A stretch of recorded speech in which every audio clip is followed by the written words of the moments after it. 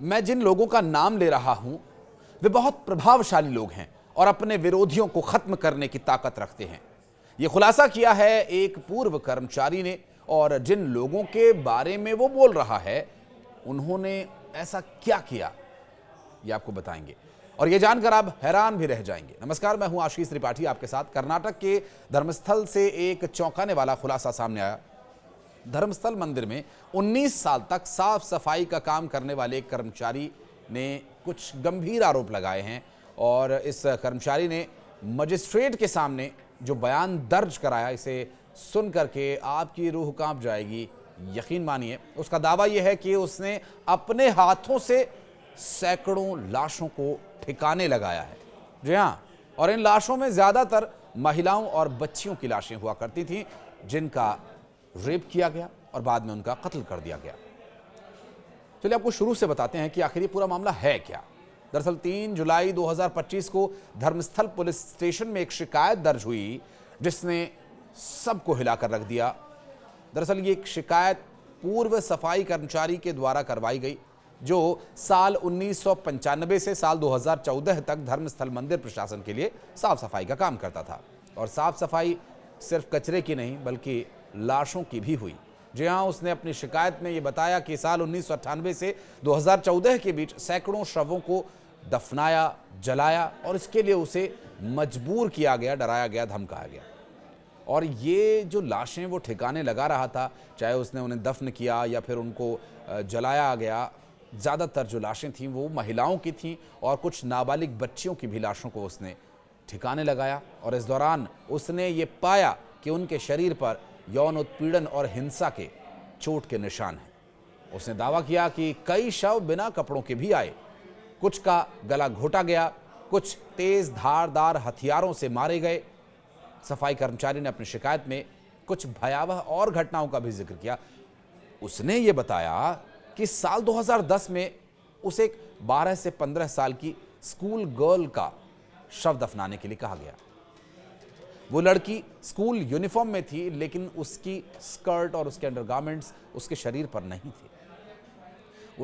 उसके साथ क्या हुआ था ये उसके शरीर पर आए घाव के निशान चीख चीख कर बता रहे थे। उसके गला घोंटे जाने की वजह से गले पर निशान भी था, और शायद इसी वजह से उसकी मौत हुई हो। ये बात उसने अपनी बयान में दर्ज कराई है। दरअसल उसने ये भी कहा कि ये शव कलेरी के पास एक पेट्रोल पंप के नज़दीक दफनाया गया, जहां पर कुछ अन्य घटना में उस 20 साल की एक युवती का शव जलाने का आदेश भी दिया गया था, जिसका चेहरा तेजाब से जला हुआ था। उसके शरीर को अखबार में लपेटा हुआ था, और उसने अपनी शिकायत में ये भी बताया कि उसे बार बार धमकियां दी जाती थी।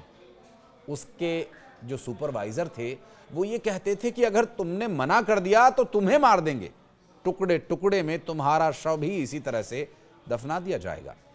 अब मरता क्या ना करता, डर के चलते वो चुपचाप रहा और आदेश मानता रहा। लेकिन साल 2014 में जब उसकी अपने परिवार की एक नाबालिग बच्ची के साथ इसी तरह का उत्पीड़न हुआ, तो वो रातों रात धर्मस्थल छोड़ करके पड़ोसी राज्य में जाकर छिप गया। सालों तक छिपे रहने के बाद 2025 में उसने अपनी हिम्मत जुटाई और वापस लौटा। उसने पुलिस को अपनी शिकायत दी, और उसमें उसने न केवल अपनी गवाही दी बल्कि कुछ शवों की हड्डियों की तस्वीरों को भी सौंपा, जो उसने चुपचाप खोद करके निकाली थी, और उन तस्वीरों को उसने लिया। अपनी पहचान साबित करने के लिए उसने अपना आधार कार्ड और पुराना कर्मचारी होने का जो आईडी कार्ड बनता है वो भी उसने दिखाया, और उसने लिखा कि अगर इन शवों को सम्मानजनक अंतिम संस्कार मिले तो मेरे मन का बोझ कुछ कम हो जाएगा, इन मृत लोगों की आत्मा को शांति मिलनी चाहिए। उसने ये भी कहा कि और भी ऐसी जगह हैं जहां पर उसने शवों को ठिकाने लगाया, वो उन्हें पहचान सकता है और अपराधियों के नाम भी बता सकता है, लेकिन उसे गवाह संरक्षण अधिनियम 2018 के तहत सुरक्षा मिलनी चाहिए। उसने अपनी शिकायत में ये बताया कि कुछ अपराधी मंदिर प्रशासन से जुड़े हुए प्रभावशाली लोग हैं।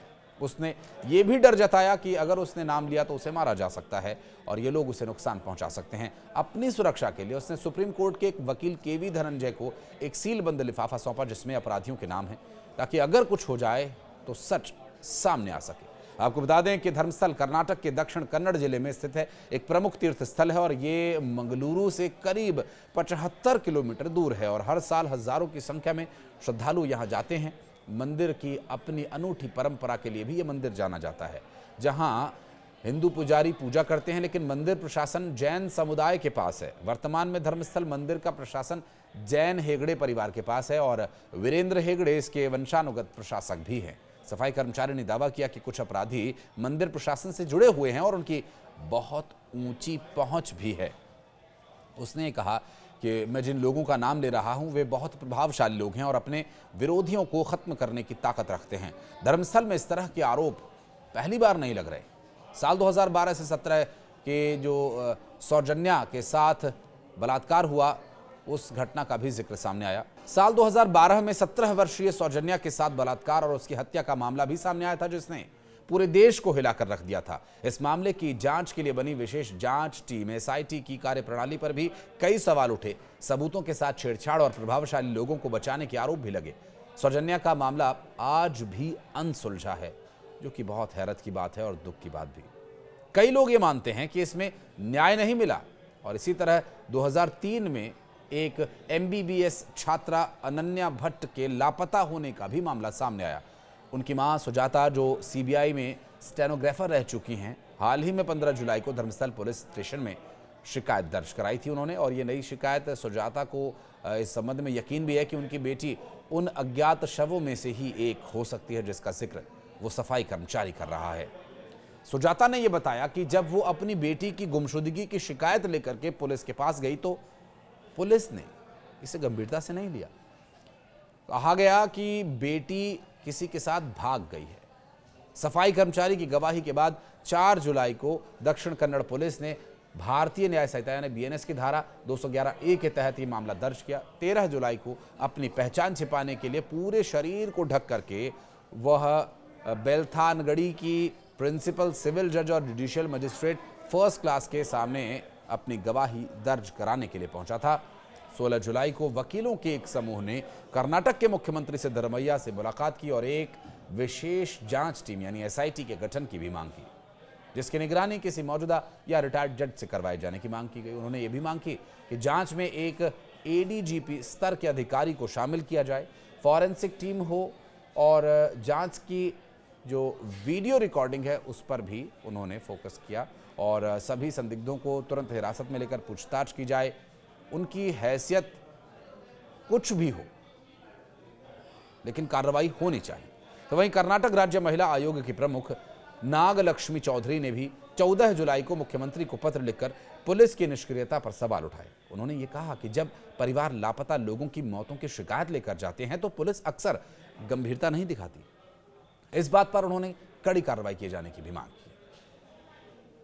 ये कहानी बहुत हैरान कर देने वाली है। इसके बहुत सारे पहलू जांच के दायरे में आने चाहिए और इस पूरे मामले की जांच पड़ताल होने पर क्या खुलासे होंगे, इसका भी हमें रहेगा इंतजार। लगातार इस खबर पर भी हम नज़र बनाए हुए हैं। कुछ और अपडेट्स इससे जुड़े हुए यदि सामने आते हैं तो फिर एक और डिटेल्ड वीडियो मैं आपके लिए लेकर आऊँगा। कमेंट सेक्शन में बताइएगा इस घटना के सामने आने के बाद से आपके क्या अनुभव रहे। धन्यवाद।